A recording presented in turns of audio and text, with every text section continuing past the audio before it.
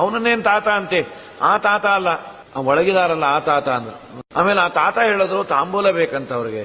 ಅವರು ಪಾಪ ಒಂದು ಅರೆಯನ್ನು ಕೇಳ್ಕೊಂಡಿದ್ರು, ಆ ಸೇವೆ ಮುಗಿದಿದೆ, ತಾಂಬೂಲವನ್ನ ಕೊಟ್ಟು ಹೋಗ್ಲಿ ಅಂತ.